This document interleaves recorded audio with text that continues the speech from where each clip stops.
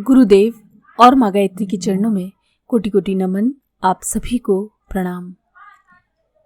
गहना कर्मणों गति के पिछले वीडियो में हमने जाना था कि हमारे किए हुए कर्म हमारा पीछा कभी नहीं छोड़ते, चाहे वो संचित कर्म हो या प्रारब्ध कर्म, उनका फल हमको मिलकर ही रहता है। आइए अब जानते हैं उससे आगे। आपने देखा होगा कि कोई कोई आत्मदर्शी योगी ये बता देते हैं कि भविष्य में तुम्हारे लिए क्या क्या होने वाला है, और सचमुच वैसा हो भी जाता है।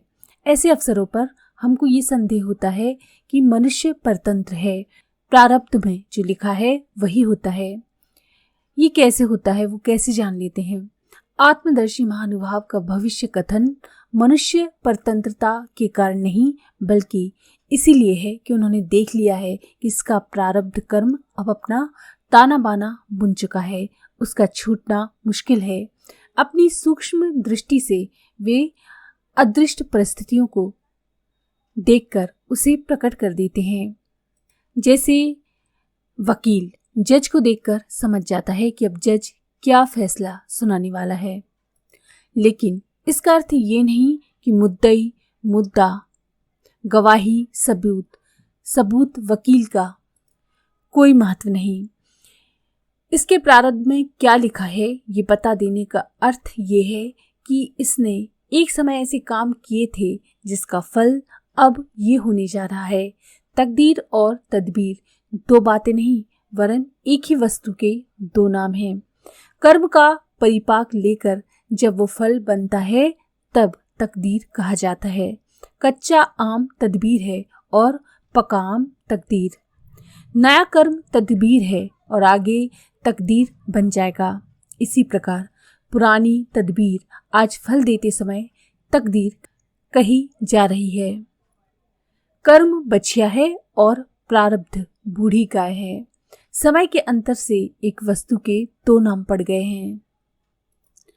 अब आप समझ गए होंगे कि मानसिक पापों का फल किस प्रकार मिलता है और उसमें देरी होने का क्या कारण है। दैनिक आपत्तियां क्रमपूर्वक व्यवस्था के साथ आती हैं, पर लोग उन्हें देवी का या देव का प्रकोप मानकर ईश्वर इच्छा, संसार दुखमय है आदि शब्दों के द्वारा मन का संतोष करते हैं। सच बात तो यह है कि ईश्वर किसी के लिए भी दुख शोक उपस्थित नहीं करता, न उसकी किसी को कष्ट में डालने की इच्छा है और न ये संसार ही दुखमय है। मकड़ी अपने आप जाला बुनती है और उसमें खुद फंसती है, उलझती है, लटकती रहती है। मन को अशुभ, अधर्मी, पापी बनाकर अपने लिए दुख द्वंद्वों के कांटे खुद ही हम बोते हैं, और जब भी चुपते हैं तो रोते हैं, चिल्लाते हैं तथा दूसरों को दोष देते हैं। यहाँ एक बात और भी स्पष्ट रूप से समझ लेनी चाहिए कि प्रारब्ध फल आकस्मिक तरीके से मिलेगा, जैसे रोग से मृत्यु, मकान गिर पड़ना, धन खोना, गिर पड़ने से चोट लगना, अंग भंग हो जाना। दूसरे व्यक्तियों द्वारा जानबूझकर ऐसे कर्म नहीं किए जाते, क्योंकि उसमें दो बुराइयां हैं। एक तो अपकार करने वाले व्यक्ति के लिए क्षोभ उत्पन्न होने से वे दुर्गुण और बढ़ेंगे, जिससे मन की उद्विग्नता और अधिक बढ़ जाएगी। जानबूझकर व्यक्तियों द्वारा जो कर्म किए जाते हैं वे नवीन कर्म होते हैं, और अनायास आकस्मिक ढंग से यदि कष्ट आ पड़ता है तो वे प्रारब्ध भोग कहे जाते हैं। आइए अब जानते हैं कि क्रियमाण कर्म किसे कहते हैं। क्रियमाण शारीरिक कर्म है जिसका फल प्रायः साथ ही साथ मिलता रहता है। नशा पिया उन्माद आ जाता है, जहर खाने से मृत्यु हो जाती है। शरीर जड़ तत्वों का बना हुआ होता है, भौतिक तत्व स्थूलता प्रदान करते हैं, उनमें तुरंत ही बदला मिलता है। अग्नि के छूते ही हाथ जल जाता है। नियम विरुद्ध आहार विहार करने पर रोगी को पीड़ा होती है, निर्बलता आती है और उसकी शुद्धि से वो ठीक भी हो जाता है। मजदूर परिश्रम करता है, बदले में उसे पैसे मिलते हैं। जिन शारीरिक कर्मों के पीछे कोई मानसिक गुत्थी नहीं होती, केवल शरीर द्वारा शरीर के लिए ही किए जाते हैं, वे क्रियमाण कहलाते हैं। अब आप समझ गए होंगे कि संचित कर्मों का फल मिलना संदिग्ध है।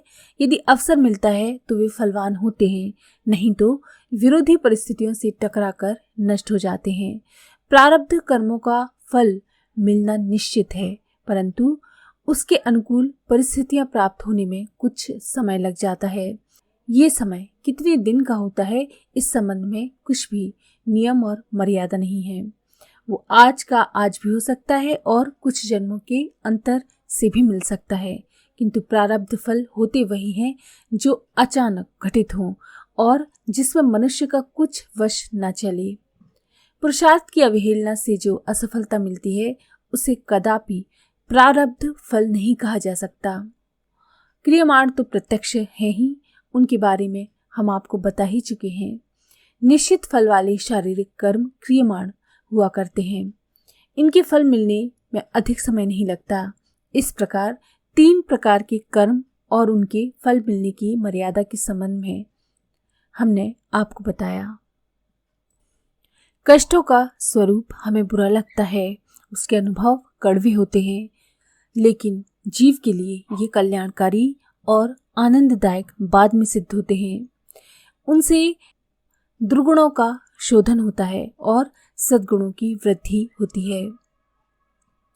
जैसे घड़ी में चाबी भर देने से वो फिर चलने लगती है, उसी तरह से थोड़ा सा कष्ट भी जीवन की सुख वृद्धि के लिए आवश्यक है। किंतु हमको ये याद रखना चाहिए कि जितना भी थोड़ा बहुत दुख है वो हमारे अन्याय का, अधर्म का, अनर्थ का फल है। आत्मा दुख रूप नहीं है, जीवन दुखमय नहीं है और ना इस संसार में ही दुख है। आप दुखों से डरिए मत, घबराइए मत, कांपिए मत। उन्हें देखकर चिंतित या व्याकुल मत होइए, वरन उन्हें सहन करने को तैयार रहिए। कटु स्वभाव का लेकिन सच्चे हृदय का मित्र अपने मित्र के लिए जैसे भुजा पसार देता है, वैसे ही आप भी बहादुर सिपाही की तरह सीना खोल के खड़े हो जाइए और कहिए, ए आने वाली दुखों आओ, मैंने ही तुम्हें उत्पन्न किया है, मैं ही तुम्हें अपनी छाती से लगाऊंगा। मैं कायर नहीं हूँ जो तुम्हें देखकर रोऊं, मैं नपुंसक नहीं हूँ जो तुम्हारा भार उठाने से गिड़गिड़ाऊं, मैं मिथ्याचारी नहीं हूँ जो अपने किए हुए कर्म का फल भोगने से मुंह छिपाता फिरूं, मैं सत्य हूँ, शिव हूँ, सुंदर हूँ। आओ मेरे अज्ञान के क्रूप मानस पुत्रों, चले आओ, मेरी कुटी में तुम्हारे लिए भी स्थान है। मैं शूरवीर हूँ, इसलिए हे कष्टों तुम्हें स्वीकार करने में मुंह नहीं छिपाता और तुमसे बचने के लिए किसी की सहायता चाहता हूँ। तुम मेरे साहस की परीक्षा लेने आए हो, मैं तैयार हूँ। देखो गिड़गिड़ाता नहीं हूँ, साहस पूर्वक तुम्हें स्वीकार करने के लिए छाती खोल के खड़ा हूँ। खबरदार, ऐसा मत कहना कि ये संसार बुरा है, दुष्ट है, पापी है, दुखमय है। ईश्वर की पुण्य कृति जिसके कण कण में उसने कारीगरी भर दी है, कदापि बुरा नहीं हो सकता।